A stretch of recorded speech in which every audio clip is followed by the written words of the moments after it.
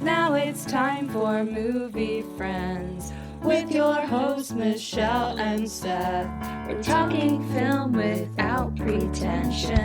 We're finding cats that are unexpected. We'll watch a movie, film, or schmovie, and we want you to join our journey. So subscribe and share this podcast, or this might just be the last of the Movie Friends. We're movie friends. We want to be your movie friends. Hey, ho, ho, ho, and welcome to Movie Friends. I'm here with my friend Michelle Rubenstein, who is watching It's a Wonderful Life in Spanish. And I'm here with my friend Seth Vargas, who spent $967 on room service. I almost did. My friend Michelle Rubenstein, who was smooching with my brother. Wow. Hey, we're back. For a limited time. Yep, we're on vacation, but we're here to talk about Home Alone 2, Lost in New York. This is our patron-voted episode this month. Yep. We're doing this, and then we're hitting the light switches and scurrying away. Yeah. What's going on? Well, I feel like we haven't done this in like 5 months. I know. Literally, I was texting Seth. I'm like, is tomorrow a regular episode? And he's like, I think. And then I was just thinking, I'm like, oh my gosh, I have to think of happies and crappies. I have to take my notes. I'm like, it's only been 2 weeks, if that. Yeah. It's ridiculous. It's ridiculous. So how have you been spending your non-movie friend watching time? I've been watching Big Brother. Very good. But that's Old just seasons? Yes, we are currently on season 6. But really, that just means like when we're not watching a movie, we're just watching Big Brother. I'm not like spending all of my time just watching Big Brother because I do have a job. Yeah. Okay, what Okay, about you? okay. You getting in a lot of movies? Oh, man, you know what? I got to tell you. Yes. Mm-hmm. It turns out when I'm not rewatching a movie multiple times for an episode, I can watch more movies. Yeah. And this has been like the best thing that's ever happened to me. My youngest kid is 4, just turned 5, actually, this month. Yes. He has become very interested in B sci-fi movies from the 30s, 40s, 50s, 60s. How So fun. we have been knocking out like The She Creature, which is about a hypnotist who puts his assistant under and she transforms into... No, she like brings forth the physical presence of her past life from like 300,000 years ago. So she's like a sea monster and it kills people around the town. Ooh. We've been watching The Day of the Triffids. What I've been trying to do is I've been trying to watch every movie that is mentioned in the opening song of Rocky Horror Picture Show. Oh, okay. Science fiction double feature. So I watched Dr. X. Uh-huh. Had a great time with that. Anyway, so yeah, we've been going crazy on those movies. It's a weird December theme, but Yeah. I've been having a blast. Has he come across a favorite? He really loved Day of the Triffids. There's a meteor shower, and anyone who watched it goes blind. And then the meteors brought with it seeds for sentient plants that then shuffle around and kill people who can't defend themselves because they can't see. Wow. It's a lot of fun. Like, these sound like such fun movies, and I'm pretty sure I'd probably be very much into them. Yes, especially, I really thought of you when watching Dr. X. I was like, Michelle would love. Yeah. I highly recommend that. That's maybe the best movie I watched last month. Wow. Dr. X from the 30s. Wow. And it's a pre-code movie, so there's talking about cannibalism, and it's pretty wild. Anyway, speaking of pretty wild and Christmas movies, have you heard this Frosty news? Frosty news? You know Frosty the Snowman? I am aware of his presence, yes. Just came out. Apparently his son has revealed that the voice actor for Frosty had 3 secret families. Wow. Oh, I'm speechless. it's so impressive. It's so impressive because it sounds so exhausting. Here at Movie Friends, we do not condone of secret families. No, how do you have the But time? right, how do you pull that off? And apparently men just used to do this. Yeah. Maybe they right. still do it. Maybe. Right? It's got to be harder now with the internet. I think so. But Yeah. you're like, I'm a traveling salesman. Mm-hmm. I'll see a family when I'm back in town, I guess. Wow.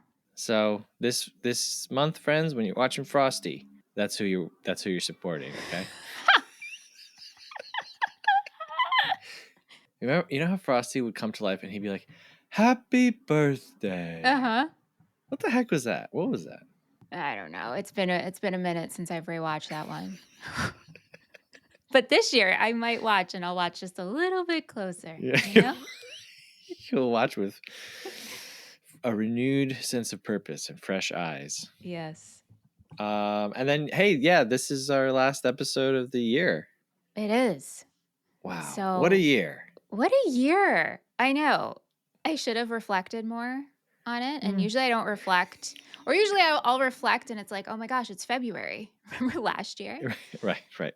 And hey, just because this is our last episode doesn't mean we're not still looking for questions from everybody. So send us some questions, AMA, which I think means ask Michelle, us anything. Ask Michelle anything, and we'll answer them in the new year. Yeah. And last but not least, I do want to mention if you're doing some holiday shopping, Whoa. we have a merch shop. Mm-hmm. Some pretty great designs are out there. And you can always gift a Movie Friends Patreon subscription. That's right. And if you listen and you're like, Seth and Michelle are always talking about Patreon, and I do like their show. And you know what? I want to support what they're doing, but I'm not going to actually do it. If that's you suddenly turn into a frog halfway through your sentences. You know what I mean? Ugh. Harvey Firston. If you were any closer, you'd be Mom. That's my Harvey from Mrs. Doubtfire. I can't wait Harvey to come out next year. Yeah. Real voices. Oh my God. Anyway, if you're like, yeah, I would like to sign up for Patreon, but I'm not going to do it. Tell your friends and family, come on. Your dad is always like, what do you want for Christmas? What do you want for Christmas? And you're like, I don't want anything. Don't buy me anything. But you know that they're going to buy you something. Mm-hmm. Just send them this link. Come on. It's so easy. And you can choose. You want to support for a month? You want to support for a couple of months? A year? So it's affordable. Do whatever, man. You don't have to wrap it. I mean. Yeah. Be the family member at Christmas that when all the presents are being handed out, you get handed the envelope and your parents say, oh, this is for blah, blah. They just had to be a weirdo this year. Be the weirdo. We support you. Yeah. Be the weirdo. Be a Movie Friends weirdo. That's a good. We don't have like a name. We just say our friends. I know.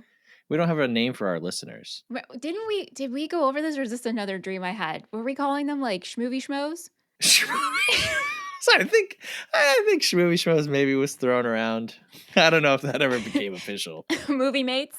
Well, that's the thing. Anything that you make up, it's just like, well, they're movie friends. That's what it is. We really painted ourselves into a corner with that one. Yeah. Oh, I'm in a silly mood. I gotta tell you. Are you? You jolly because you're wearing a Santa hat? I'm wearing a Santa hat. That's not why. It's probably because of the movie that we're covering. And also, this is the last movie of the year. All of those, So if you're listening to this and you're like, wow, Seth is usually the boring one. He just talks and talks. Stop it. Stop it right now. None of that. That is not allowed on our show. No, you don't think people think that you're the funny one and I'm the stodgy one? No, I think I'm the dumb one and you are the. But that's fun. Seth is like, No, but I'm saying like, but that's fun. People like people who are fun. Seth, you are so. I feel like I'm Mr. Peabody and you're Mr. Sherman. Sherman and Peabody. I'm the guy who's like, but Michelle, we have to think about context. Yeah, that's true. I do think though, if we want to transition, into our movie of discussion, I do think I'm probably Harry and I'm Marv and you're Harry. I don't know who they are, but this can't just be me. Joe Pacino, what's his name? Joe Pesci. Joe Pesci. I think you're Joe Pesci and I'm Daniel Stern. Okay. Well, when they crack open the cash, he says, Merry Christmas and then Happy Hanukkah. Yeah. All right. Well, hey, before we talk about our movie today, we are going to guess for the final time this year. Now, listen, here on Movie Friends. Man, this is what I've been waiting for. We were like, okay, we want to do something fun. We're going to guess each other's ratings at the beginning of each episode. Each time we get it right, we will add a pickle to the host's pickle tally. We are currently, Michelle has won 22 pickles, and I have won 23. And this is it. This is the last one of the year. I don't know how I'm going to buy 22 pickles, but... Can I just say, this is a sidebar, but also, Liz and I have tried 2 different pickle companies, and we have tasting videos coming out soon. One is from Olive My Pickle, and we tried pitted butter olives. This is one of the best things I have tried all year. Pitted butter olives. So does it taste like bread and butter? It tastes like melted butter. Oh, okay, come on. Do you like olives? Yeah. Does Jean like olives? Yes. Okay. Oh. Okay. Oh man. So you're telling me some of my pickles will come in the form of an olive? Well, no, I won't do that to you, but that was me kind of fishing to see like, who should I do that or not? Got my answer. Got it. We tried some garlic pickles and onion pickles. Yeah, can I go to a place and just be like 5 of these and 5 of these? Don't. I mean, you're gonna mix the brine and stuff. I guess they could all hang out together. No, I mean separate containers. Yeah, I'll have fun with it. How I'm gonna gift you your pickles. Okay. All right. Anyway, all right. Well, with that, I'm not confident. For the last time this year. I'm not confident, Seth. All week I've been like, I think I know what this is. So I'm locked in with confidence. I'm locked in, but not confident. Okay. At all.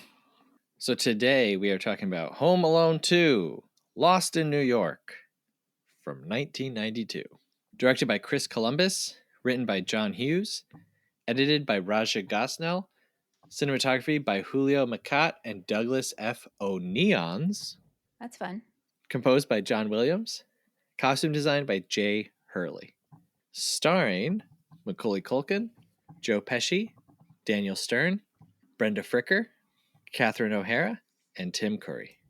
Michelle, you want to commit some war crimes and read us our summary? What can a person learn in a year?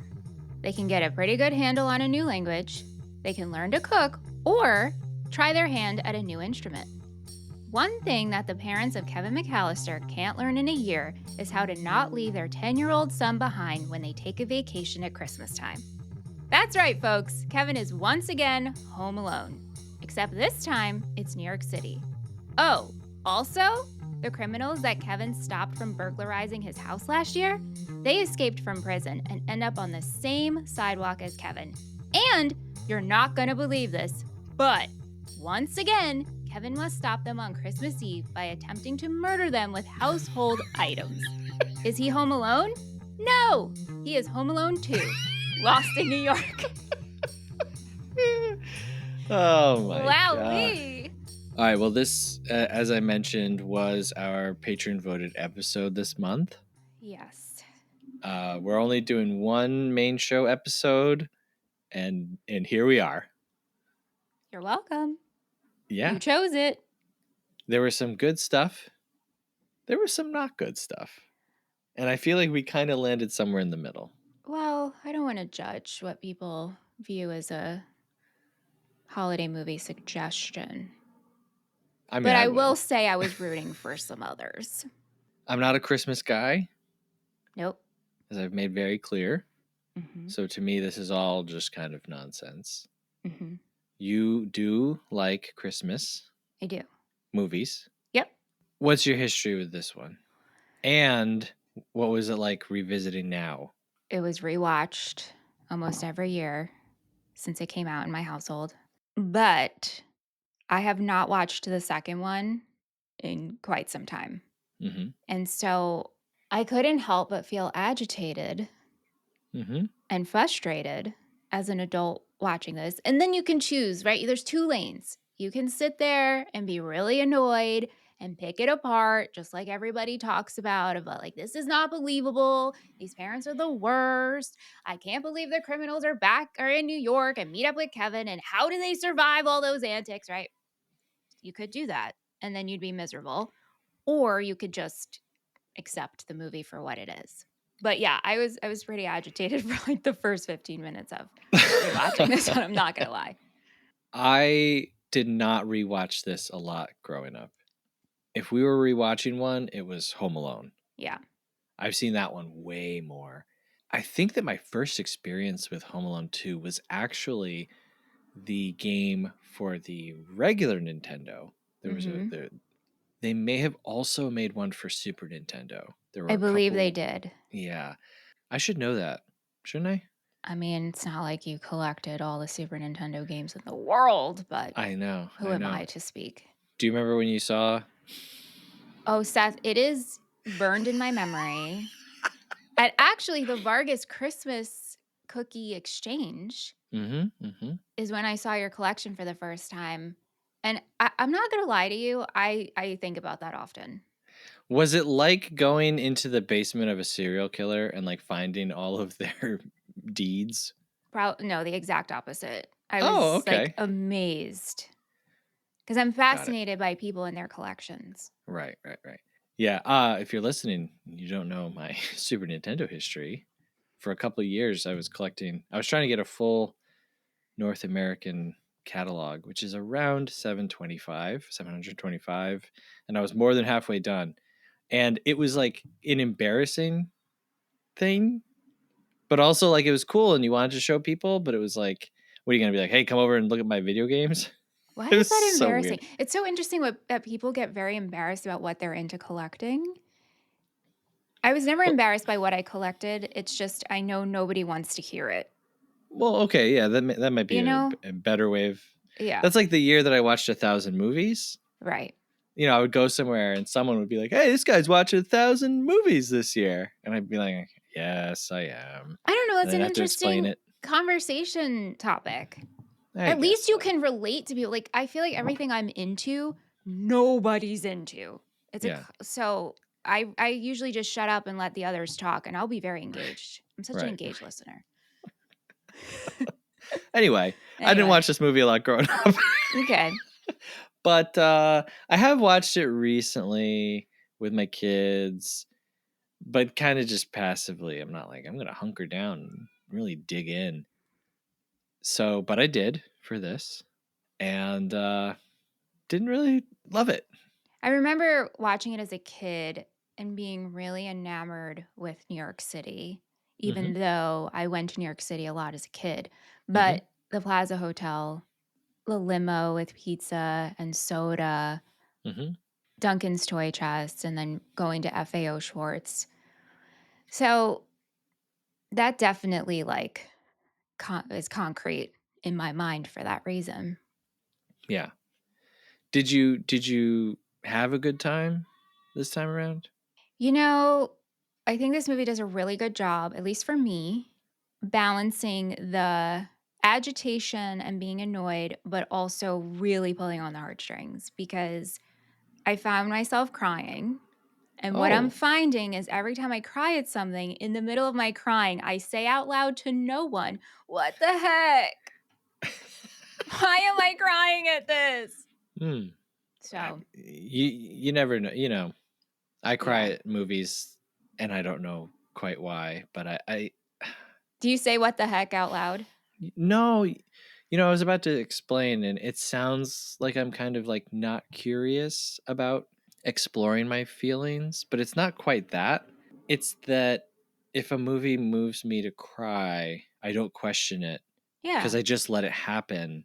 Yeah. And I just know that whatever is being expressed or communicated in that moment is whatever I needed. And I didn't know that I needed it, Yeah. Hmm. but I'm still getting it whether I understand it or not. Yeah. So yeah, I mean, which part made you cry, if I may ask? With the pigeon lady. Mm-hmm. And then giving her the turtle doves. Mm-hmm. Also, the exchange between Kevin and Mr. Duncan.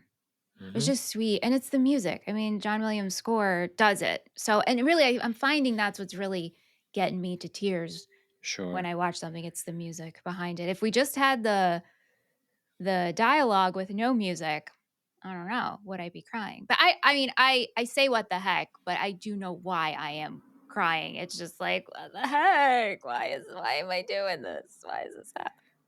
Well, whoever was the music supervisor for this movie, I think agreed with you, Yeah. because the thing that I noticed that I had never really thought of before, there is a song every 5 minutes in Oh this yeah. movie. Mm-hmm. Like every 5 minutes. And when we have long periods of time without music, it's like almost noticeable. Mm-hmm. John Williams, as I was listening, this movie kind of has an overture. Mm-hmm. And I was like, wow, listening to all the songs. And then Christmas in my mommy. I was like, is this the best John Williams score? And then it was like, no, that's that's crazy. But I feel like that every time I listen to a John Williams score. Yes. Yes. Like you hear like the Harry Potter music he made, and Mm-hmm. it's like, oh my God, this is so good. Or Mm-hmm. the Indiana Jones, or then it's like, oh, that's right, he did Star Wars and E.T. And it's like, yeah, it's almost like any time you're listening to John Williams, it's the best that you've ever Right. heard.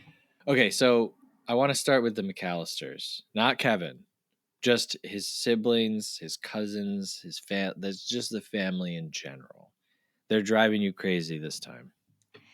Like, do we? When you say you want to talk about the McCallisters, Uh-huh. do we want to talk about that Uncle Frank says the rubber sheets are packed?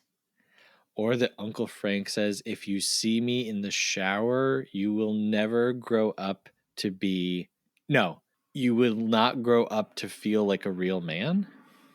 Or his shower performance? You have shared with us Mm-hmm. that you have your shower song, I do. Bob Dylan's. Brownsville Girl by Bob Yes. Dylan. Are you performing it like Uncle Frank performs No, this song? no. I'm in the shower. It's business time. Well, I think Uncle Frank thinks this is business time too. Yeah. I mean, he's belting out heaviest cat you ever did see. He's getting into it. I always thought, I can't remember what the real lyrics are, but I always thought he said, the Cool Whip. I always thought he was saying about Cool Whip. Yeah. Uh, uh, they they're evil. Like, I'm just gonna say they're evil. I'm annoyed with them off the bat. Mm-hmm. And then we go to the choir performance. Oh my And then God. I am so annoyed with all of the parents because what parents are going to laugh at what's happening? Well, first off, let me back up. What group of parents, I shouldn't even say the group, the whole audience is The laughing whole as audience. a young boy is soloing. And then you have his idiot brother just, you know, It's weird because behind they him. say a It's year just, has passed. So a year. yep. Less than. It's been 363 days. You Right. know what I mean? Right. Macaulay Culkin, he looks a year older. Yeah. Buzz is a grown man now. Like, that growth spurt was much, much different for that actor. He is humiliating Kevin. And then Kevin punches him. Good. And I said, good. Yeah. Now, I have my problems with Kevin McCallister. Sure. he's too stinky for me. Yeah, I get it. Too much of a smart aleck. But the McCallisters are like expecting these two kids to operate on the same level of maturity. Like, well, Buzz, you shouldn't have done that. But Kevin, you also shouldn't have done that. And it's like, I don't know, man. Right. A, And a then 10-year-old boy who's putting himself out there singing a solo, and you get 500 people to laugh at him. I'm surprised that he didn't do something worse. right. And what Buzz was doing wasn't even funny. He was just No, it's taking candles, putting it putting it behind behind his ear. Kevin's ears so they light up. And Yeah. everyone thought this was the funniest thing ever while a child sings. You are Yeah. all evil. Yeah, I agree. I think And then so. Buzz's apology was an apology I would give, which means it's bullshit. Oh my when God. I'm a kid, not now, but like, Yeah. you know, to my sister and my parents would be like, oh, that was nice. Right. Because it's BS. Total BS. Also, the family expresses concern that this will ruin the vacation. And I was like, well, it's not like the school's calling the cops or something. Like, you left and you're heading to Florida. Like, what? Yeah, it's right. I hated this. I hate that, as a parent, the mom is like, well, now you can go up to the attic because you're being a jerk. Yep. And she's like, oh, this is exactly how it started last year. And it's like, excuse me, madam. You are trying to leverage an extremely traumatic experience that your child went through to like teach him a lesson?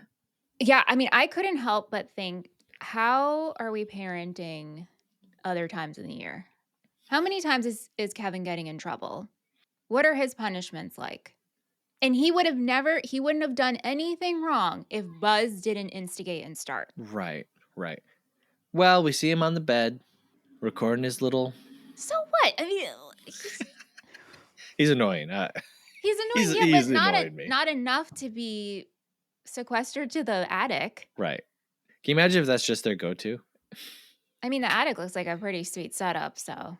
Well, I mean, I don't know if anyone can remember being a kid, but you get the attic bedroom or the basement bedroom. It's the sweetest spot in the house. Yeah, I didn't have any of that, so. Yeah.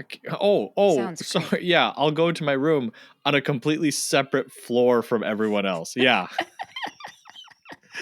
Boo. Yeah. And then Kevin's mom, who I guess her name is Kate. Mm-hmm. Never knew her name was Kate before. Yeah. Kevin is like, oh, there's no Christmas in Florida. Now, mind you, they spent Christmas apart last year, right? Again, as a parent, November, September, October comes around. I'm pulling Jean Marie aside. I'm pulling my wife aside. And I'm like, listen, last Christmas, we screwed up.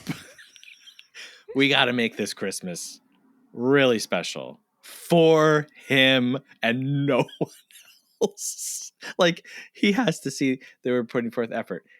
Kevin is like really sad that they're going to Florida for Christmas because there's no Christmas trees. And his mom says, Kevin, what is it with you and Christmas trees? Decorate a palm tree. That's what she says to him. And I'm like, I'm living in a fun house. Like, this is insane. I think Kevin's the youngest. He's the pigeon of the family, as he The later what? on. He says he's the pigeon of the family. That's what him and the pigeon lady talk about. Oh, interesting. Okay. Anyway, I think these parents are just like, you're the youngest. We don't have time for you. Everything you say, we're not going to take serious. We did our parenting. Right. So that is sorry, you kind of got what it feels like. the bad end of Yeah. the stick. Yeah. I don't believe in spoiling kids, but when a kid goes through something, you got to be there for, you know what I mean? Yeah. Kevin gets the extra scoop of ice cream. Kevin gets the last piece of pizza for the rest of his life. Sorry, but Right. it's the least we can do. Right. And then what's frustrating is what we later learn, unless I'm missing something, It's not like we're going to Disney World. We went to this motel that Uncle Frank thought would be different for when he went on his honeymoon there. So that was the plan. We were just The McCallisters are going to where Uncle Frank and his wife went on their honeymoon years before, I suppose. well, who decided this is the good idea to spend Christmas? And I know someone says I'm gonna get points for this or something along those lines. But why? Why did you decide this was a good Can I idea? throw you a hypothetical? Please. Okay. You got cats, right? Yeah. Okay. You and Anthony go away for Christmas. While you're away, something horrible happens to your cats. Next Christmas, are you going away? I'm doing the probably same thing? never going away again. Or it's gonna take yeah. Or you're maybe taking your cat with you. Right. Well, Or making sure that by the time we realize Kevin's not there,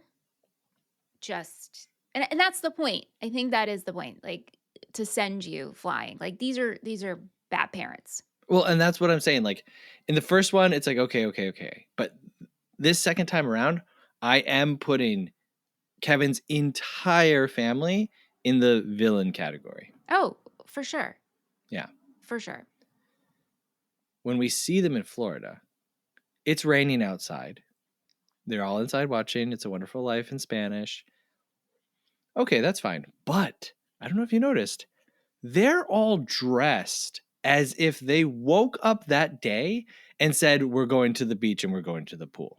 Mm-hmm. And the only reason that they are inside is because it's raining.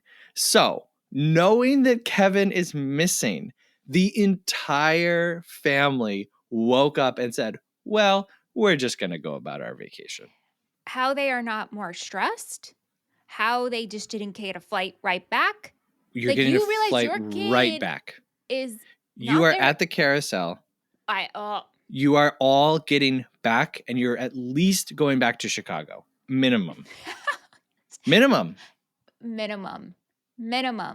Now, Kate makes a point to say, you guys aren't sitting together because it was hard to get seats on any flight.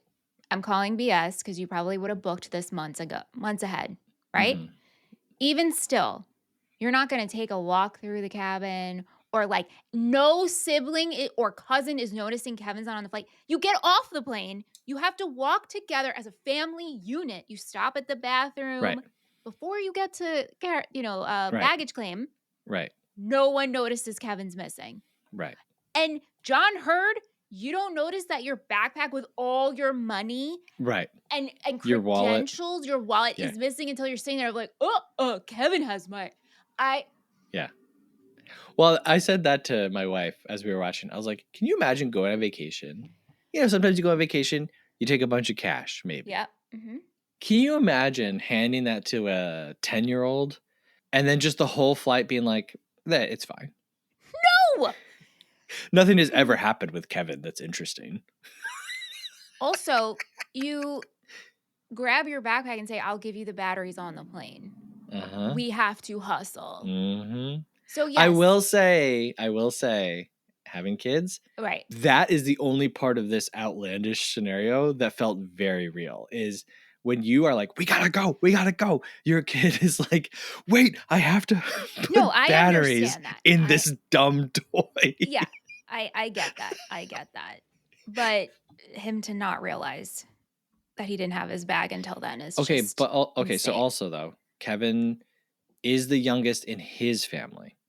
Mm-hmm. Right? Okay. You're rushing. Guess who has the youngest in your family? The parents. Well, right. You're not like some of the cousins are responsible for him. They'll make sure he gets, as we're running through a crowded airport. Anyway, I hate them this time around. So then later on in the film, they arrive at the hotel because he runs the credit card. They figure out where he is. And Mr. and Mrs. McCallister just ream out the hotel staff. What kind of idiots do you have working here? And I'm like, you're the idiots. You're the dum-dums. Mm-hmm. And it's like they finally, because, talking to the police and talking to the airline, they're so sheepish because it's like, clearly we are bad parents. And then they finally get a chance to yell at someone who's dumber than them. And they're just like merciless. Mm-hmm. It's absurd. Yep. They all wake up on Christmas. Mr. Duncan has sent over all these presents, but it's like Kevin is 10, Fuller is 9 or 8. Who's doing, what are the toys? Yeah. Just an assortment. I mean, I think it's sweet. I think it's sweet that Mr. Duncan does this. I didn't think too much of the contents of the gifts. Uncle Frank is like, I don't know, open mine. Uncle Frank is, he's such a man-child. And they all are just like ripping open the gifts. It's like, can we just take a moment and like be happy that one, we're all together as a family. You're in like the most beautiful suite ever, and Kevin's safe. And they're like, nope, let's just rip into these gifts as fast as possible. Like no one even. It's like nothing even clicked in the brains. Yeah. Then John Hurd, the dad, Peter McCallister, is angry that his son spent less than $1,000 on room service. I think that's pretty good, to be honest with you. Again, as a parent, I'm like, you know what? We're thanking our lucky stars. And if all I have to do is pay a room service bill for my child who was lost in New York City, I'm going to shut up and I'm going to do it. Yeah. I mean, the fact that that's what we end the movie on. Right. He's mad that his 10-year-old kid had an ice cream sundae. You should be happy your kid is so resourceful. Okay.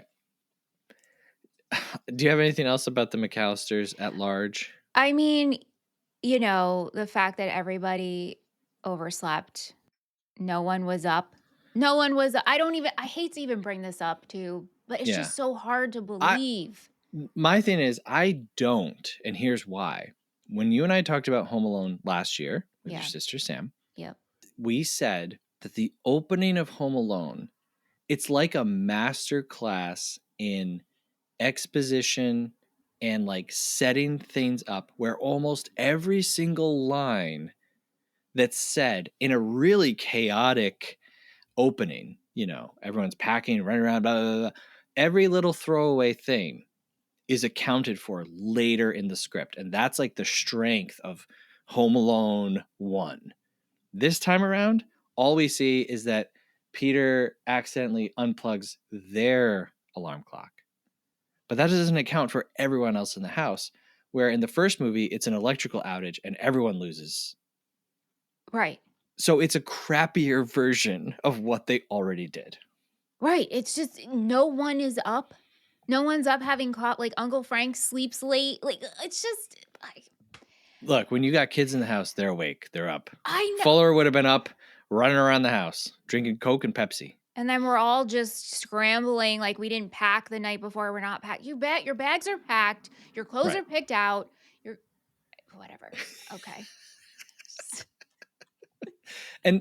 And it's a bummer because I feel like Catherine O'Hara in the first one goes on a good journey. Yeah. She goes on an emotional journey. We see her, we feel her fear and her pain and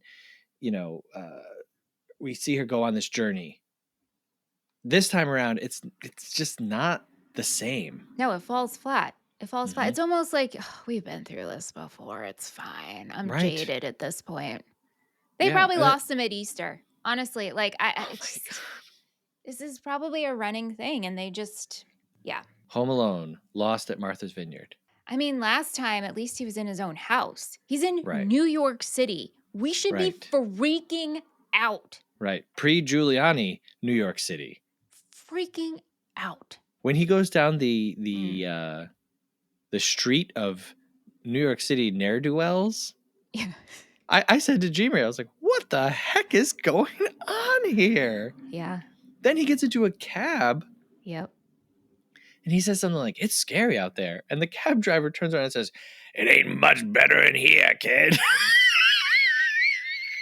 I was like, what is going on? Whatever. Anyway. Wait, I have one more thing. Yep. that maybe this will transition into Kevin or where we're going. So I was watching this YouTube video on deleted scenes, Mhm. and in the original script, there was a scene, well, it got rewritten for the movie, but when Kevin gets on the plane to New York and he sits down and he's sitting next to a Frenchman. Yeah. Mhm. Okay. In the original script, he was sitting next to, do you know this already? No. Okay. He was sitting next to a college aged girl, and she's like, "Oh, have you been to New York before?" And she taught, or New York before. Uh, and she goes into like, well, and he realizes he's on the wrong flight. And she's like, don't ask the cops or don't ask anybody for help, because then you'll go into foster care and yeah, they'll take you away from your parents. And he's like, is that true? I'm paraphrasing here. Interesting. Right. Okay. So that later on would fill in why like he never reaches out to any adults in New York City Right. for asking for help of like, "Oh, hey, I'm trying to find my parents." Because in the original, he is asking He like, "Can I just want my family back?" right. Well, in this one, he doesn't even want his family. Like he No, he doesn't. realizes he's like, I get to have my own vacation and I have all my dad's money.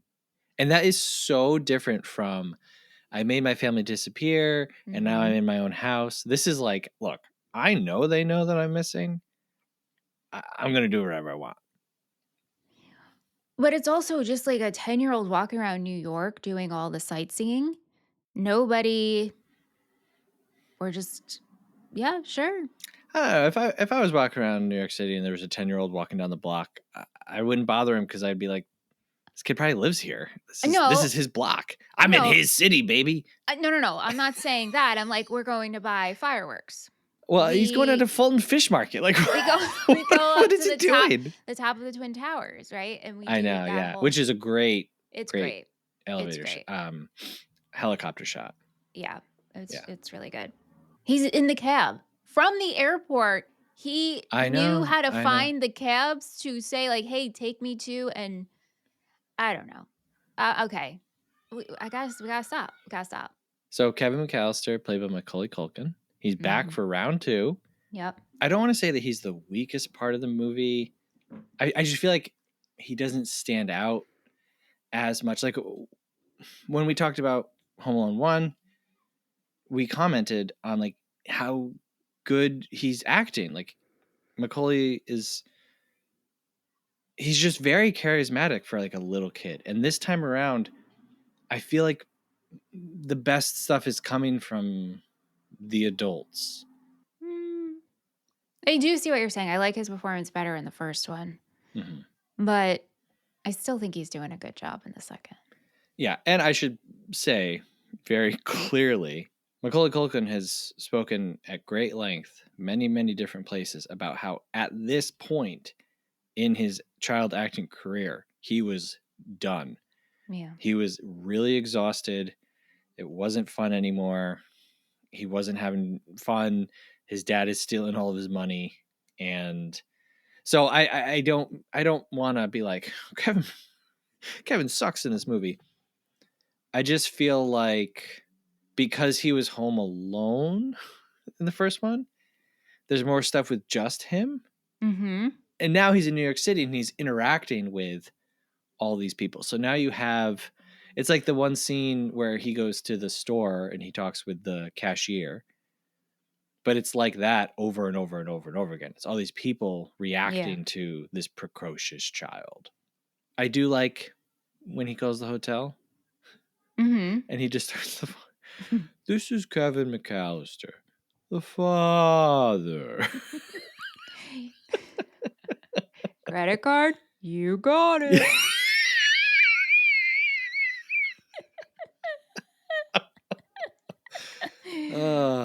We'll talk about it later when we talk about the pigeon lady. But like, I don't know, Kevin just being like wise beyond his years is also something so weird to me because like when you see him at home, he's just a snotty little kid.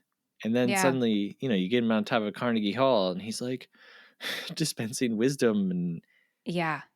I don't know, I just feel like it's all over the place. Yeah, he's like wise beyond his years. Also, again, like putting together this whole protection plan against the sticky bandits and all of it working out. Like this is a house that his aunt and uncle's house, brownstone, is under construction. And he finds where all of the things he needs perfectly. I mean, we just have to accept it. And it feels very Right. cartoony. Right. So, This part of the movie, by the way, yeah. an hour in, and there's almost an hour left at this point. Yep. I had to pause it last night because I went to use the bathroom, and I was like, oh my God, we're only halfway. And the ding, ding, ding, ding, ding, ding, ding music just kicked in. Oh my God. How long is this torture scene? Yeah. Oh, wowie. The sticky bandits. The sticky bandits. They were the wet bandits. They become the sticky bandits. And I wrote in my notes, I said, what is with this sticky bandit? Like, where did this come from? Who had this idea? Why was it sticky? And then at the very end, as they're being taken away and they're covered in glue and covered in birdseed, I was like, oh my God, the sticky bandits. It makes sense now. Mm-hmm. That cracks me up. That's probably like the scene I laugh out loud the most. This makes the papers. We're no longer the wet bandits. We're the sticky bandits. Mm-hmm. It's great. Daniel Stern delivers that line so well. I love it Daniel so much. Stern is, to me, the MVP of this movie. Yes, he's my favorite. He's really doing a lot.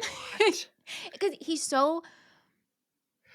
over the top and I'm here for it. Mm-hmm. Right? Like this is a ridiculous movie. So to have a character like that, and he was ridiculous in the first one, but then to bring it back. Yeah, Marv is doing good things. He's doing good. You know, Harry and Marv remind me of Pinky and the Brain. Oh, yeah. Yeah. Very entertaining. I just love this idea of like covering one hand in tape Mm-hmm. and going through the city and just no one ever notices except for the New York City slap woman. Yeah. No one, at one point, a man is walking by him and he takes his hat right off the top of his head, puts it on his own, and walks away. It's great. It's great. It is the opposite. Like, it is, you could not be more opposite of keeping a low profile than one giant sticky hand. Also, you're so tall. Thieving everyone you come across. Yep. Joe Pesci really whacking away at some pigeons at one point. I know. With a newspaper. Did you notice this? Yeah, I don't like it. I was like, he's really hitting those pigeons. And all these pigeons were real pigeons. Like over 500 pigeons were used. That's crazy. I watched the credits all the way to the end. Yeah. Normally they'll say, animal whatever was supervised by X, Y, and Z. No animals were harmed in the making of this film. And this time around, I noticed all it said was animal activity was monitored, but it did not say that no animals were harmed. So I'm wondering if Joe Pesci maybe killed a pigeon. Oh my gosh. Or injured a pigeon. Like with his newspaper. Yeah. Like maybe after that take, they were like, whoa, Joe, no, just swat at them. Just Joe Pesci's like, oh, I got it. Right. No, this is what Harry would do though. Right, yeah. Joe Pesci was like, wait, you were rolling?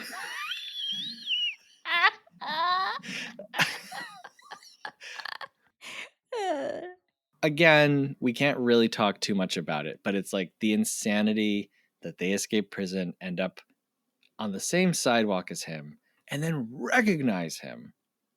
Well, they recognize the name. Right. Stranger things have happened. Then he jumps right into their arms. Mm-hmm. They chase him to the hotel. He escapes out the back and jumps literally into their arms. Yep. At which point, Harry says, I have a gun in my pocket. You open your mouth and you'll be spitting gum out through your forehead. It is so violent. It is so violent. Marv just gives away the whole plan. Mm-hmm. Of course. Hey, by the way, we're going to Duncan's toy chest. We're going to steal everything. Okay. We get to the house. The brick thing is shockingly violent. It's shockingly violent. Also, I'm like by the height that the bricks are thrown. Again, now this is where we're a cartoon. Mm-hmm. Because there's just no way that you could keep going after being in the head. I mean, getting hit in the head over and over and over by a brick. I'm not a big like, oh, we shouldn't show kids violent things because then they'll recreate it. But I'm like, I really hope that children understand if you throw a brick at someone's head from 4 stories up, that person is dead. Right. Also, when all of this is going down, Mm-hmm. I know it's late, but the neighbors didn't hear anything, didn't come out. I thought the same thing. I never thought about that until this watch. Because before any of the brick stuff starts, Harry is just yelling at the top of his lungs something like, nothing would please me more than to murder you, little boy. Yep. And yeah, no one hears. Nobody hears. In the first movie, it makes sense because they establish the whole neighborhood is gone. Everyone's on vacation. Yep. There's no one around but Kevin and the old man. But in New York City, I mean, how is this you're surrounded by thousands of people at any. It doesn't make sense. So then he's throwing bricks down and they're yelling back and forth to each other.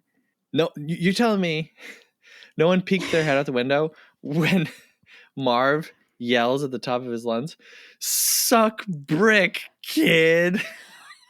Nobody is calling any, and they're home because the lights are on. There's Christmas lights on in the other windows. But it's after midnight. No one's up past midnight in New York City. What? You can hear it's everything. The city that always sleeps, you know? You're right.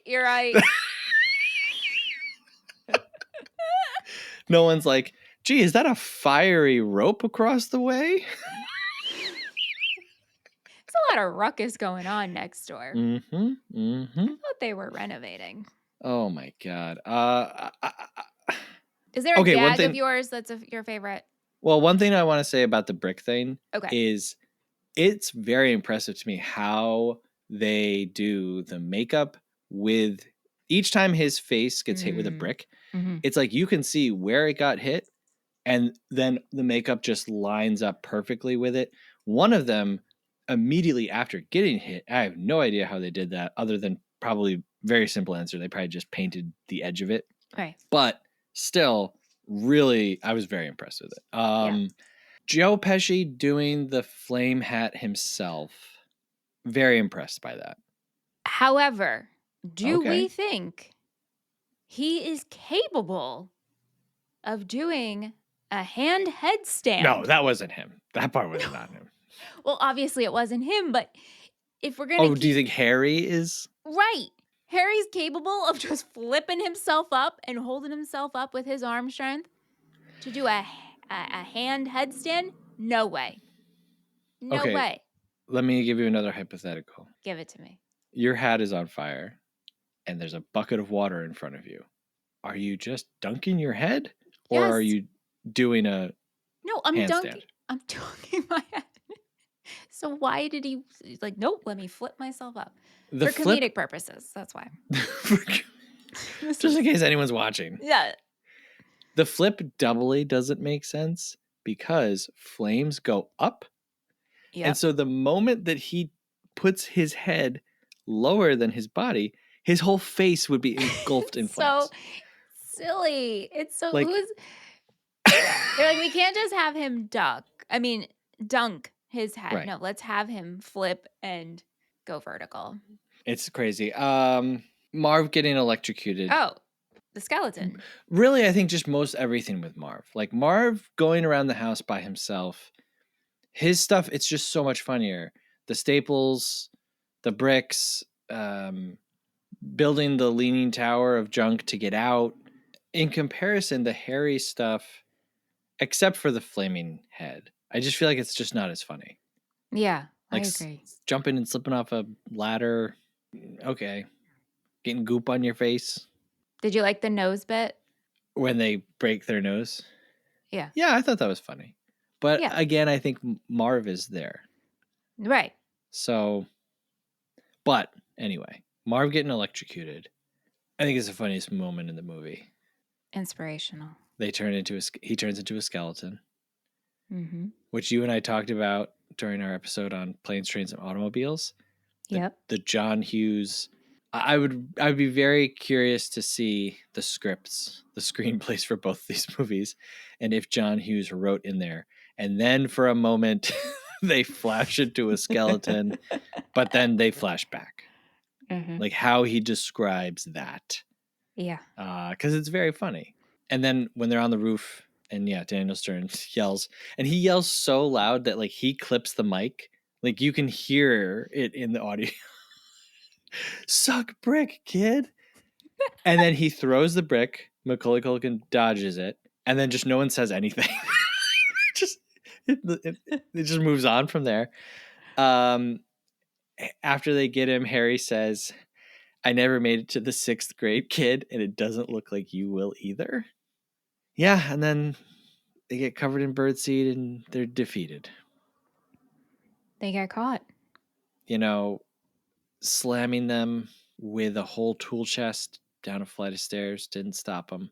Falling off of a burning rope and then having 40 or so paint cans crash down upon your body, that didn't stop them. But having some birds peck at you, that's too much. Mm-hmm. Does this make sense to you? You're okay with this? you gotta be in shock. Yeah. Yeah. Mm-hmm. I'm It accepting made sense it. to me as a kid. Okay. The hotel staff, Yeah. villain number 2, secondary villain to Kevin Mm-hmm. after the sticky bandits, Mm-hmm.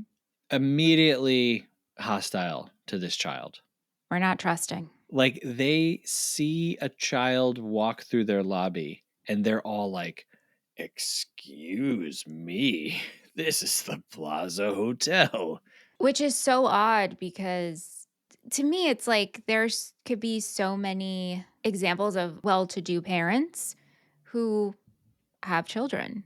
And so I wouldn't think this is something that's not normal.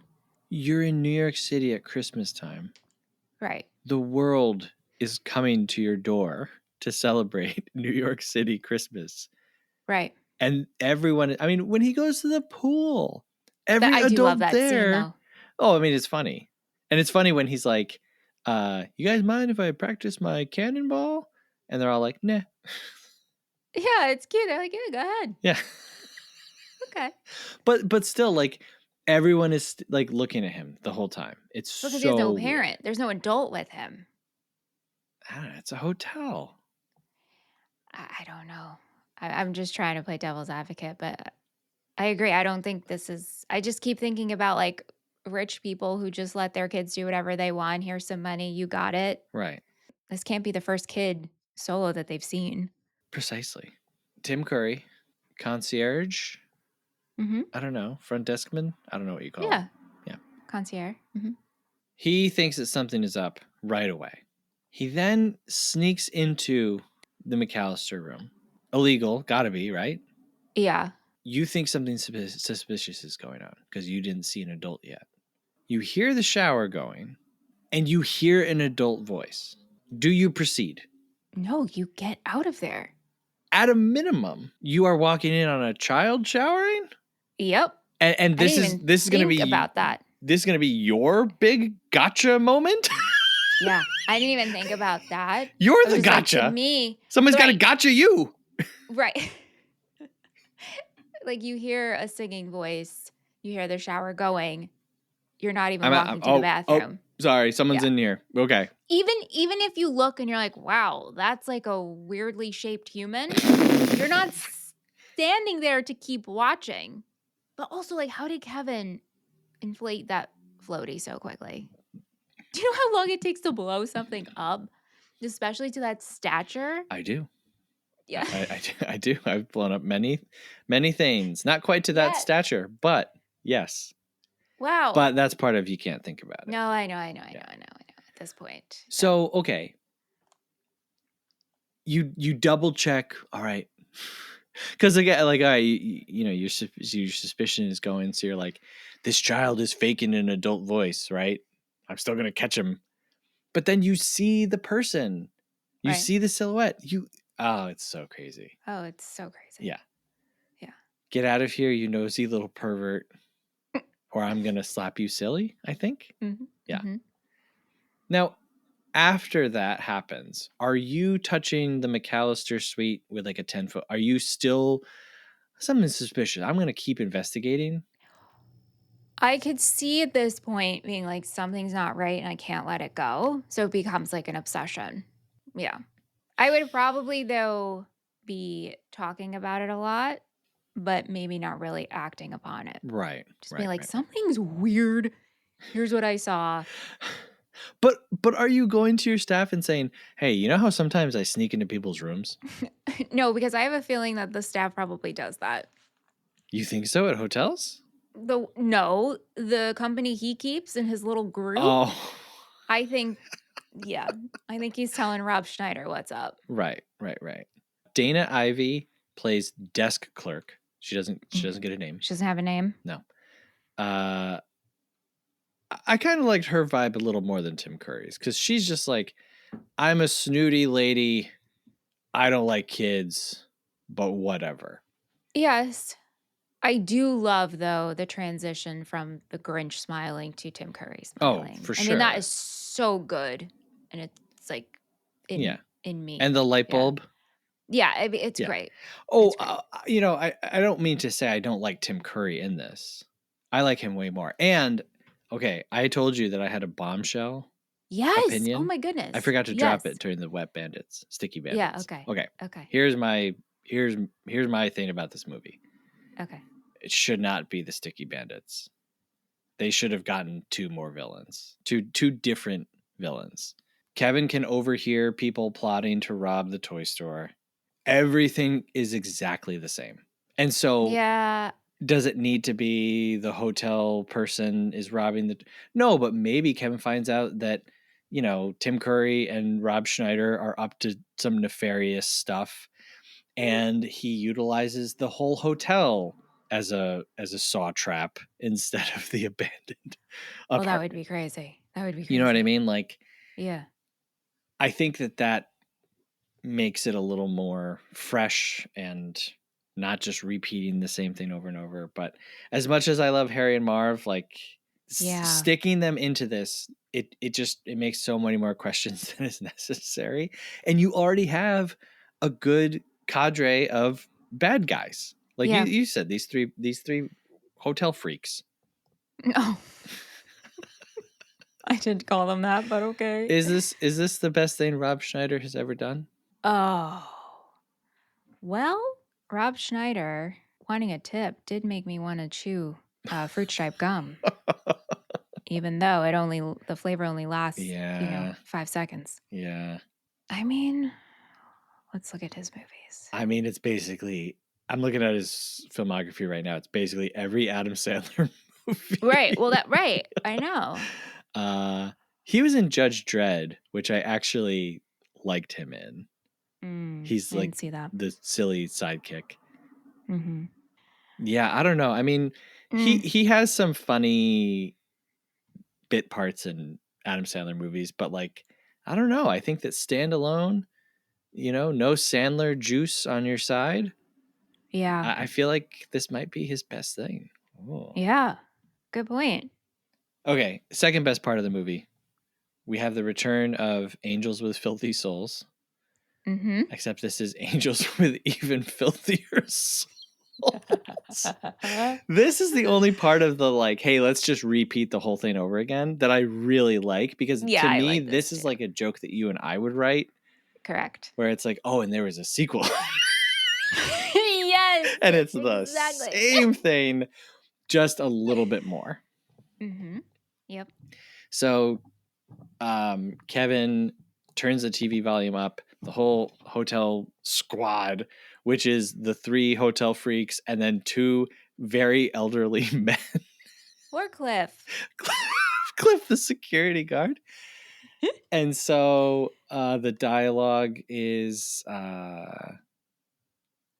he's talking to, his girlfriend who has been smooching. Smooching?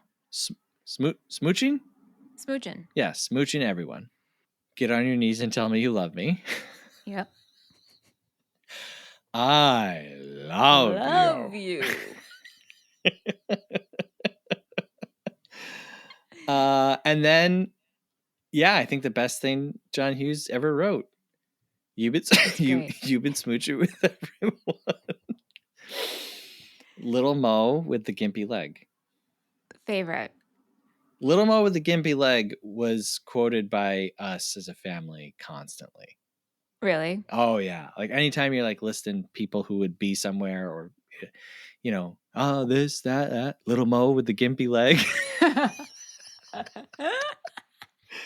And then the final name is Cliff. And the poor old man, he's like, but no, like, it's not true. the greatest gasp in movie history. Yeah. Love it. Love it so much. So again, my pitch for a 40-year-old movie. Yeah. How much funnier is this if it's just him and the hotel people? You could get Kevin riding up dumbwaiters. Yep.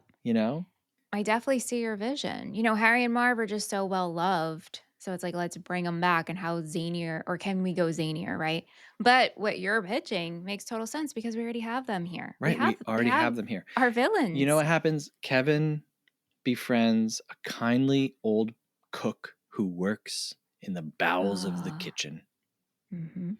And he tips him off that I think that those guys are up to something bad. Okay. Pigeon Lady. I like the Pigeon Lady. Played by Brenda Fricker. Yeah. First time we meet the Pigeon Lady, she's literally just standing there, and Kevin goes, sick. It's like, okay. Rude. Yeah. Like, Kevin, this is a homeless woman. Like, dear God. Wow. It's very much a repeat of Shovel Guy. Yep. Shovel Guy. Remember his name? Yeah, what was his name? It's a person who's on the outside of society, and Kevin is able to rekindle their appreciation for the Christmas spirit. Mm-hmm. And he convinces them to live again and reach out to their loved ones. Yep. Open up your heart. A lesson that he has not learned, I feel. If you don't use your heart, you lose it. I did think that's a good point. I think that's a good point. It's just so weird coming from 10-year-old Kevin McCallister. I know, but you know what? At this point, I'm eating it up. Sure. So, I did fact check to this movie. Yeah. Because Pigeon Lady says that she saw Ella Fitzgerald there, and I'm like, okay. Ella Fitzgerald gave her final performance in 1991 at Carnegie Hall. Wow. Yep. And at that, I was like, because I paused the movie, I pulled up Google. And you were like, I'm going to prove it wrong, yep. man. I was like, Ella Fitzgerald to death. Ella Fitzgerald, final performance. And I was like, oh, dang, actually, this old Pigeon Lady knows what she's talking about. I'll take my seat now. Yes. You win, movie. Now I will just watch you for fun. I hate to break anyone's spirits here. Anyone who was born before 1978-ish. Pigeon Lady, Brenda Fricker, is 46 here. And when I was a child, I thought that this was the oldest woman that I had ever laid eyes on. Yeah. We talk about this all the time. An early 90s 46. It's just so old. Also, the makeup and the way she's dressed. Right. Early 90s 46. That's like a 75 in 2025. That's what I'm saying. You know what I mean? Well, but rewatching it, I was like, she's not old actually at all. Like, she's Yeah. actually got very like smooth skin. She looks Yeah. quite vibrant underneath all of the Yeah. pigeons, you know? Yeah. But that was pretty shocking to me. I was like, my goodness, in 10 years, I will be older than the pigeon woman. Oh, wow. So we got that to look forward to. Great. Okay, last on my list, Mr. Duncan. Duncan's Toy Chest. What a cool toy shop. The toy maker with a heart of gold. Mm-hmm. Or toy seller, I guess. Yeah. I guess he's not making the toys. This isn't Santa's workshop. I love the bit, and I can't explain why. I love the bit when Harry and Marv are in their little playhouses. Oh my God, and they freeze? And then every time someone walks by, they just freeze. Instead of hiding, they just freeze. As if no one walking by would be like, why is Joe Pesci's head sticking out of a child's playhouse? Right. Oh, it's normal because he's not moving. It's fantastic. I love it. It's so cartoony. Mm-hmm. Harry and Marv are just cartoons. But that feels like almost something like that you can't write. Like maybe like Day Of. They were Oh, you think they improvised that? I don't know. Like that's the type of director, humor Chris that Columbus? it feels like intangible. Like why is that funny? I know why getting hit with a paint can is funny, but like why is that specifically? So I'm glad that you noticed it too. Oh, I wrote it down. Yeah. That is that bit is so good. So weird. Poor Joe Pesci. I wrote in my notes, poor Joe Pesci. They're making this man run. I don't know that I've ever seen Joe Pesci run in a movie. They're having this guy run down the New York City streets. Pesci's like, I've been working for decades. Chasing Macaulay Culkin through New York City. Oh, anyway, all right, Mr. Duncan. Mr. Duncan is a Martin Short character. Like, I feel like they could rip off some latex and Martin Short is under there. For sure. Just something that has clanged around in my head my entire life is turtle doves. Mm-hmm. Turtle doves.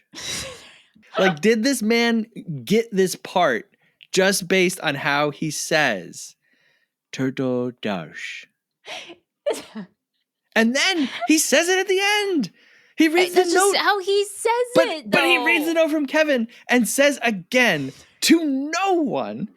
He just says to himself, you know, like, it's that turtle doves magic.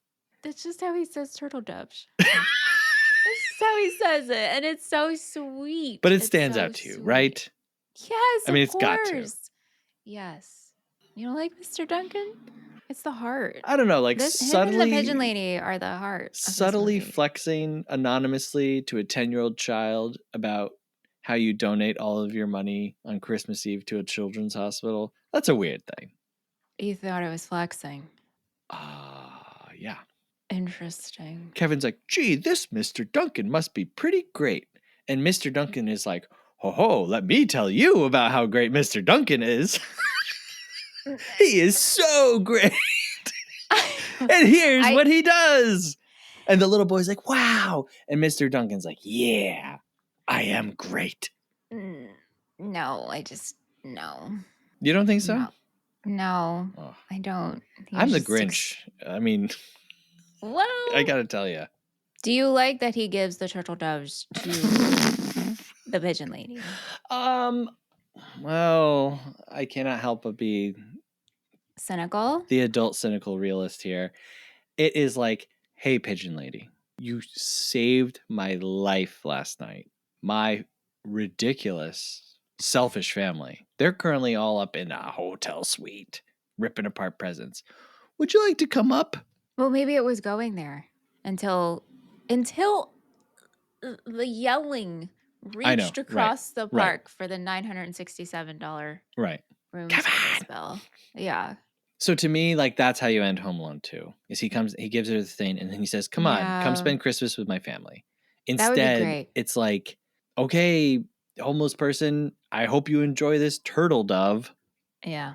It's like, let's think of her material needs, Kevin, you know? Yeah, but also he's 10. And so it was such a touching moment. Like if a 10-year-old came up to me, well, no. I was like, how can I make this? That would be sweet. If a kid gave me an ornament, I would be very touched. Like I think it's very Yes. heartwarming. But I'm just saying, we don't end on the dumb joke. Yeah. He No, goes no. I down, don't like the ending. he Yeah. gets her, and Yeah. it literally just ends with them walking towards the Yes. I hotel would like together. that. And he says like, hey, I got my family back, but I want you there too. Just something. No, I agree. And I it's agree. so easy to do that. Like you don't have to write a new scene where Kevin leaves the Yeah. hotel and now we have to film outside again. They're already there. Just do it. Right. Just walk. Just do Yeah. it. And like, Or we could just end on the hug too. yeah, yes, we could. Yes. You Anything know, other and than him like running away. I hate it's like, the- oh, that rascal. right. He's right. gonna get it. Right. And instead it could have been inspiring for a generation of kids to be like, hey, give back to people who save your life from a gooey gun to the forehead. Yeah. Right. Mm-hmm. Yeah. Okay, this is a detour that I have to take us down. Earlier today, as I was putting together my notes for this, I type in Home Alone 2 into Letterboxd, right? Home Alone 2 comes up. The entry right underneath it, not Home Alone 2. And I stop dead in my tracks.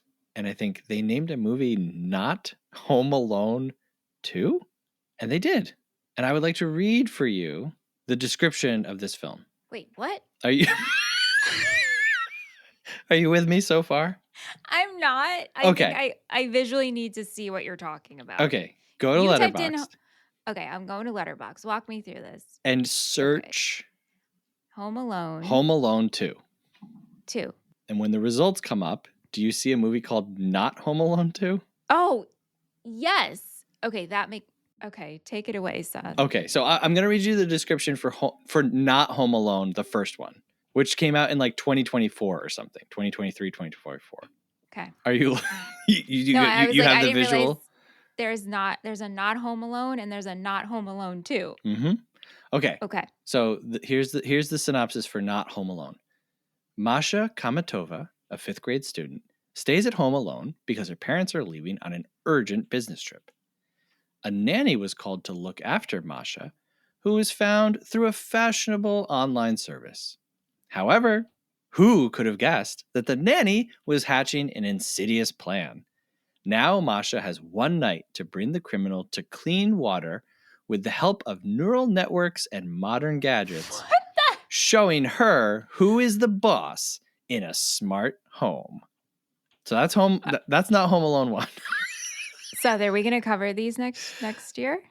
The description for Not Home Alone 2 is Masha Kamatova goes on a summer trip in a camper van with her parents. 3 years ago, Mom and Dad promised their daughter that they would spend more time together, and now a trip to nature is a family tradition. But Masha has grown up, and she is bored of spending so much time with her parents. The teenager's soul is yearning for new adventures, but the adults do not understand this at all. This is the synopsis. Uh-huh. One of the stops on the family's route is a campsite. A bus that takes the teenagers to a summer camp also stops there. Masha meets one of the girls. By a lucky chance, her name is also Masha, and she does not want to go to camp at all. Without thinking twice, the girls switch places. Masha Kamatova goes to camp, and the other Masha calmly returns home. Oh, wow. Yeah. So now we're doing like a Parent Trap. Right. I don't quite know. So then I kept looking, and guess what? Oh my God, there's a third one. Not Home Alone 3. The synopsis for Not Home Alone 3 is Masha encounters the insidious nanny again. But now the villain has a new ally, the charming swindler Anton. At stake is the school graduation. Together with her friend Igor, Masha must stop the criminals and save the most important evening of the year. Wow. What is at stake at this graduation is my question. Are they going to like bomb the graduation? Well, yeah, I mean, the nanny returned, so the nanny is seeking vengeance. What I love about this is that the title of the films, now these are Russian films, Mm-hmm. the title is just not Home Alone. Mm-hmm. And from reading these descriptions, it doesn't sound like she's ever home alone. Right. So I don't think that the titles are describing what's happening in the movies. I think that the titles are literally just saying these movies are not Home Alone. Like a poster for this movie would just have a big red and a line through it, and behind that would be a poster for Home Alone. Uh-huh. Wow, what a discovery. Anyway, sorry to take us on that 7-minute detour, but I was excited. All right, so this movie was made for $28 million. Pretty shocking to me, actually. That was really low. I thought it would be way more, especially with returning stars. Yeah, on location. Yeah. Yeah. Goes on to make $359 million at the box office. Mm-hmm. Third highest grossing film of 92. So again, Home Alone 3 only makes $80 million in light of, number 2 making $359, but $80 million is still, I mean, if Home Alone 2 was made for $28 million and made 80, that's still Right. a pretty good Right. return. This movie has 35% on Rotten Tomatoes. Wow. Is that shocking? Wow. It is shocking. It was shocking to actually. me too. Yeah. Even more shocking, 3.6 on Letterboxd. Okay. That's not shocking to me. Okay. 46 on Metacritic. So Okay. lower.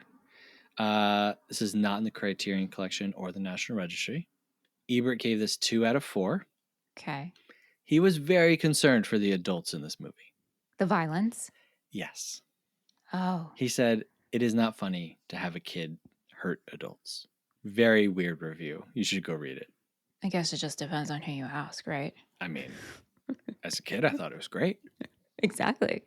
Roger Ebert was there watching Home Alone 2 thinking, who will think of the adults? I will. Actually, he says if Kevin actually believed in what he's saying to the pigeon lady, he would cut the Sticky Bandits a break.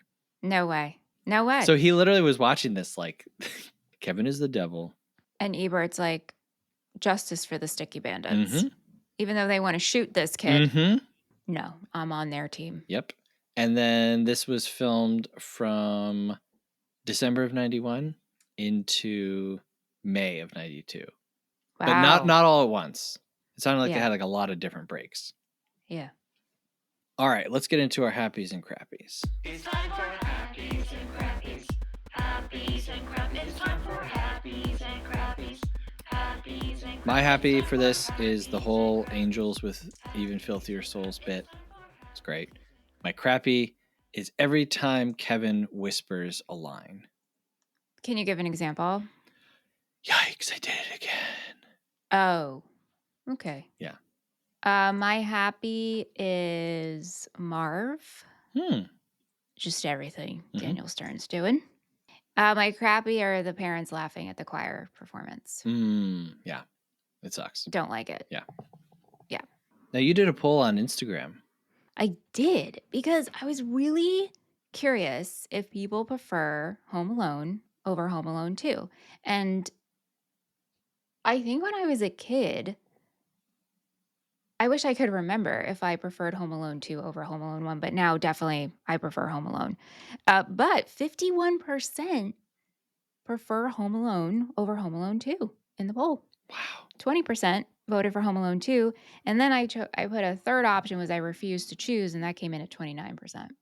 Okay, so if you add refuse to choose and prefer number 2, 49%. I mean, that's pretty even if you ask me. Mm-hmm. So we asked some friends online what they thought. Britt Chavez, at Britt Chavez, Hello. says, I truly can't pick which Home Alone is my favorite. They are both so good. I may quote this movie more often. Specifically, You're cooking, Frankie. I love you.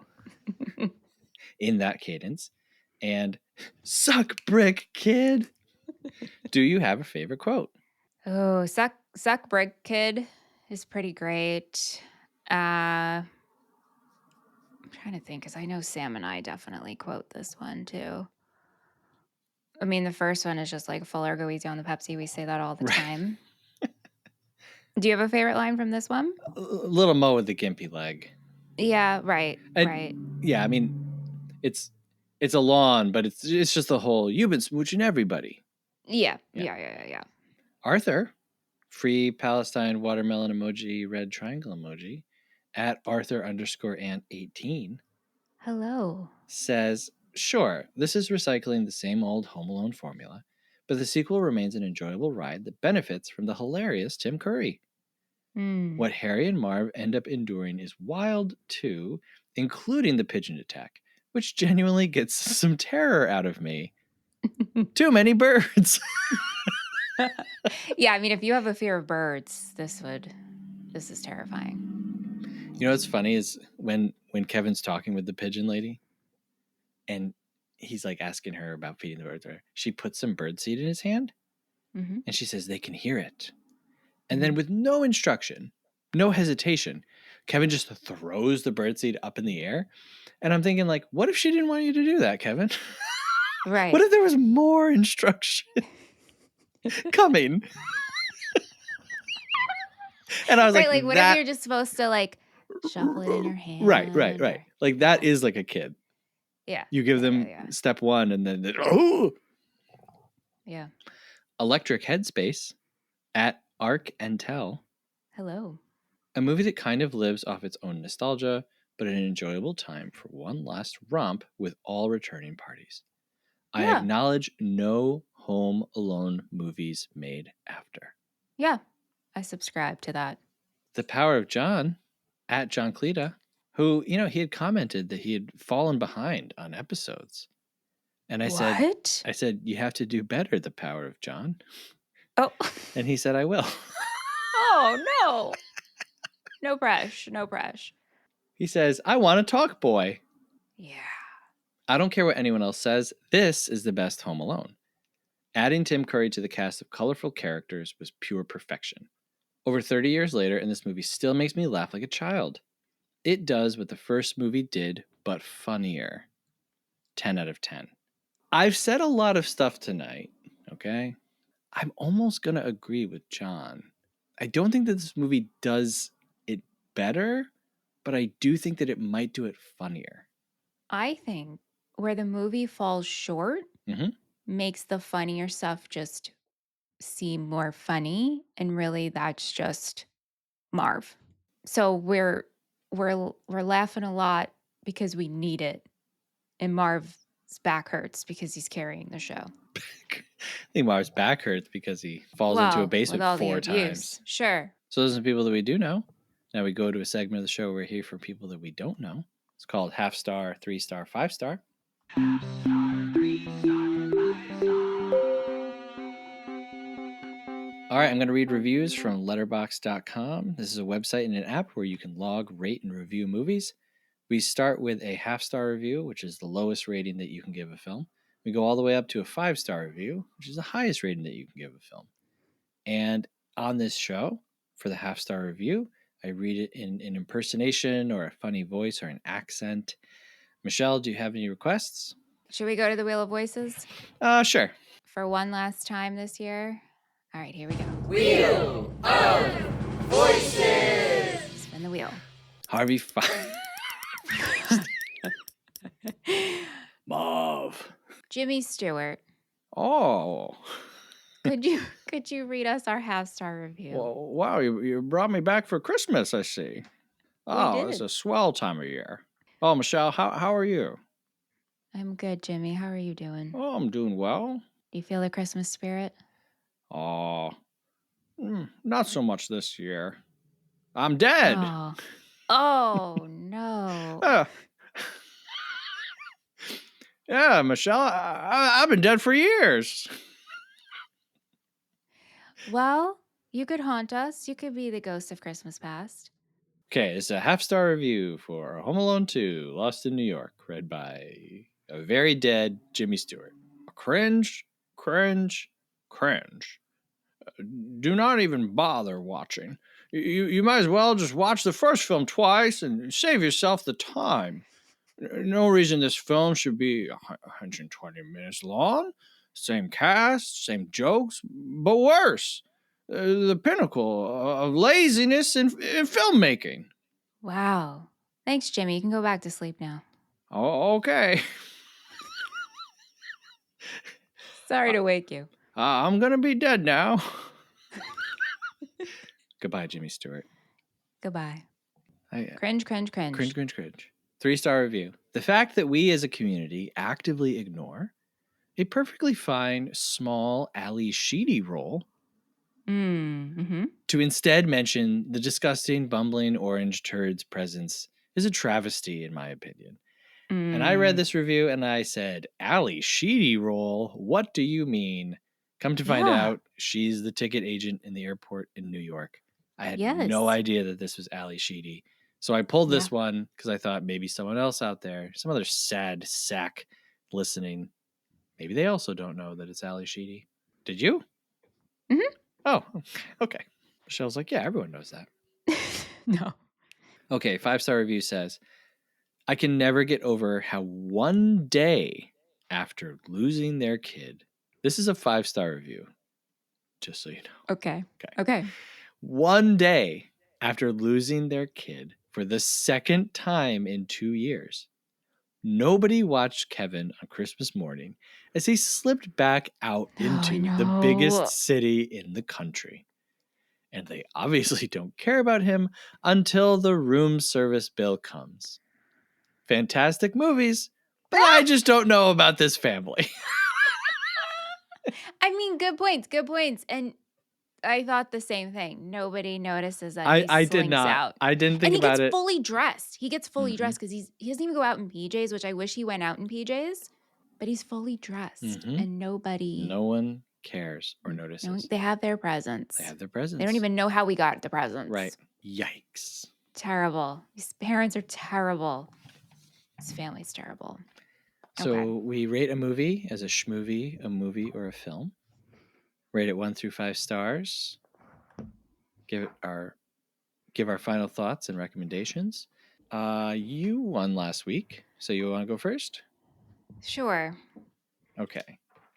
So for you, I guessed a 4-star movie. No. Okay. This is no. This is a 3-star movie. Oh, okay. For me. All right. Yeah. While I still enjoy it and it still does hold a place in my heart, I cannot deny that. I do feel the first one is much better, and I just don't reach for this one every year. Like I said, I don't know the last time I watched this one. I am going to recommend it. I think this is a good holiday movie to watch. It's very nostalgic, and if you pair it with the first one, you can have yourself a fun movie night. Right. Yeah. For you, I put down 2.5 movie. Oh, very good. Did I get it? You did, yes. Wow, it's a Christmas miracle. So for me, 2.5 stars. People think that that's like the gutter, right? To me, that's like I liked it. I liked the movie. It's not necessarily a good movie. It's definitely not a great movie, but I liked the movie. I think that there are so many problems where in the first one, they just do such a good job of buttoning up all those problems. And this one is like, that movie made a ton of money. We got to do this again. And John Hughes was like, all right, let me roll up my sleeves and try to make something that makes sense while also repeating every single point of the last movie. Yeah. This is like if they said, John Hughes, we need a Breakfast Club too. And he came up with some crazy cockamamie scheme of why all the teens are like locked in the break room of their job 2 years later. And as always, we have to remember that this is for kids. So, if you had a great time watching this as a kid and you still have a great time watching it, God bless you. Yeah, absolutely. Yeah. I recommend, if you've never seen this, I recommend watching it. Great New York City stuff. Yeah. And maybe New York City is really a character in itself, and being practical and being there and shooting there. Yeah. Like, it's good. You and I are from Long Island, so maybe New York City of our childhood is just something that means something to us that it doesn't to other people. But I genuinely was like, this is great. Yeah. And I Yeah. do agree that they do a good job of, Friday the 13th 8, I believe, is Jason Takes Manhattan. And that Mhm. movie gets a lot of flack because Jason doesn't show up into Manhattan until the last like 20 minutes. In this Spoiler. one, we're in New York. It's a character, you know. The only thing this is missing is like some Italian dude being like, "Hey, here's your slice." Right. Right. And the fact that they shot it in December, it really does. Yeah. That's Christmas in New York. Yeah. Yeah. Yeah. Yeah. Okay, so folks, drum roll, please. Our final pickle tally for the year. You will not believe it. I know you're dying to hear the results. Michelle has won 23 pickles, and I have also won 23 pickles. We ended the year on a tie. How? Wow. Wow. Will we do the pickle tally next year? We don't know. Or something else. Something else, but this year, 23 and 23, I'm pretty happy with that. That's wild. I couldn't have written it better myself.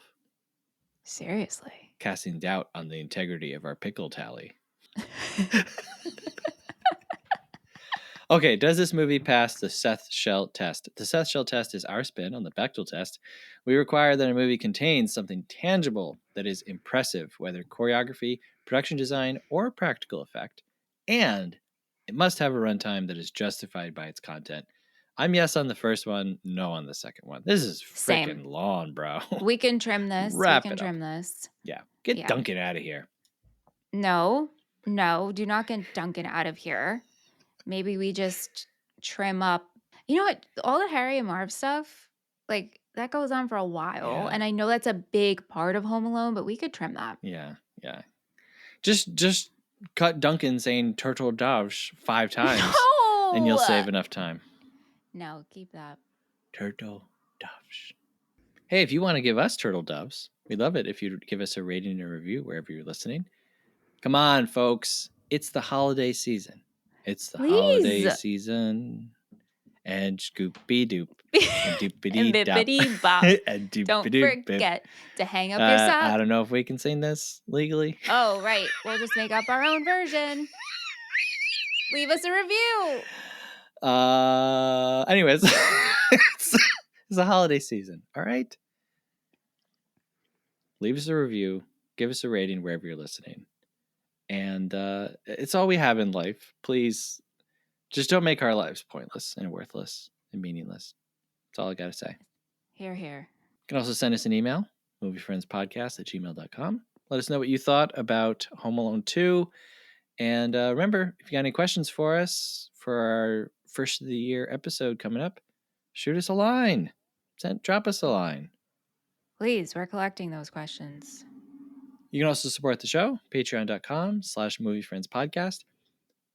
$5 a month gets you access to all of our additional episodes, our patron-only Discord. You get to vote on episodes once a month. You also get to vote on monthly themes.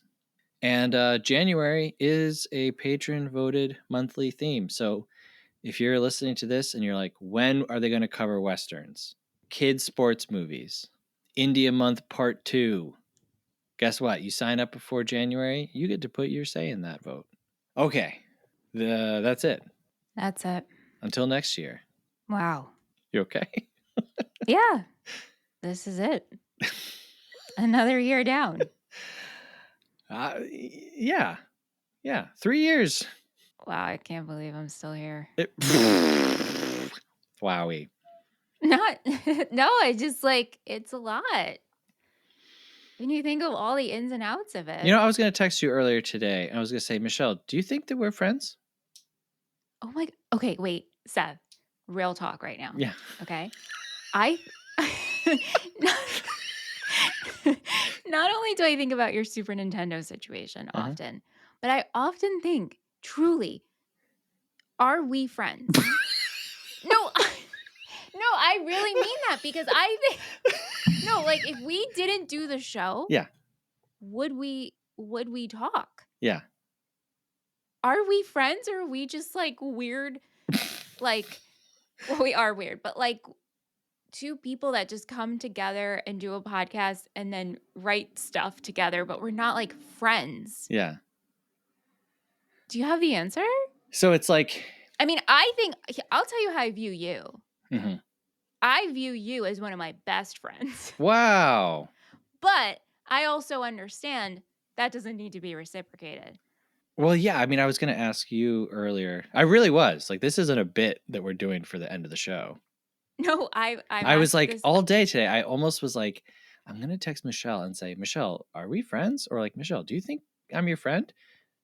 Yeah. And the only reason I didn't do that is because I was like, I don't want her to now. I don't want Michelle to be going about her day. Like, I always imagine you washing lemons in your sink for some reason. That's how I picture you.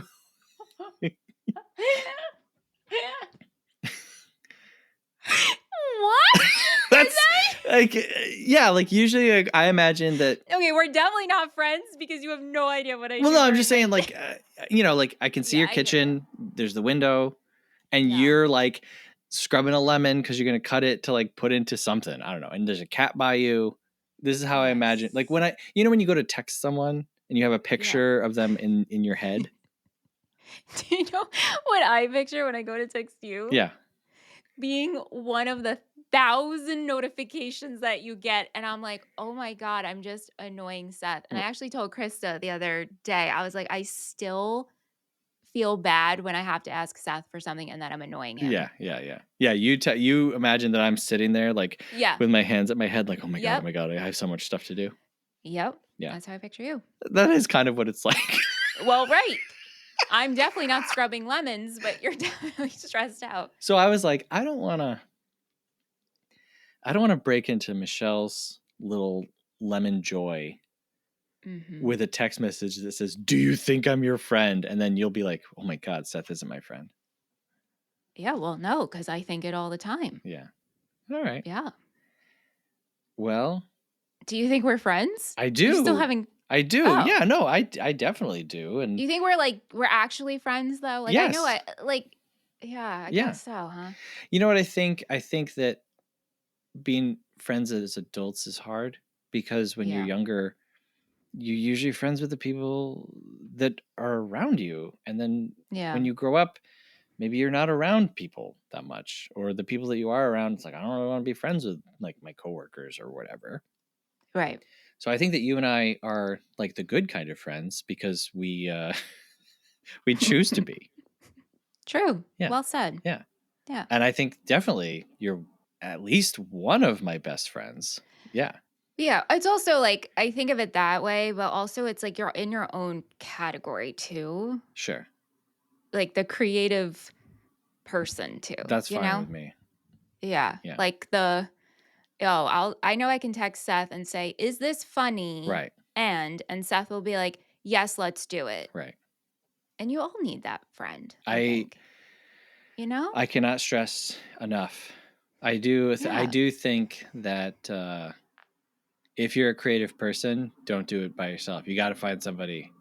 Yeah. You got to find somebody. Definitely. Yeah. You know what you and I are like? You and I are like, every once in a while, we come together to pull off a big job.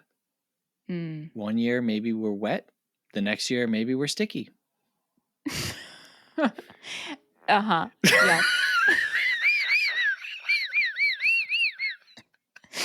And next year? Who knows? Who knows? Who knows what substance or feeling we may be. All right. Well, thanks, Michelle. Thank you, Seth. Thank you, patrons. Thank you, patrons. Thank you, listeners everywhere. Yeah. 3 years down, another year. Thank you for being my friend.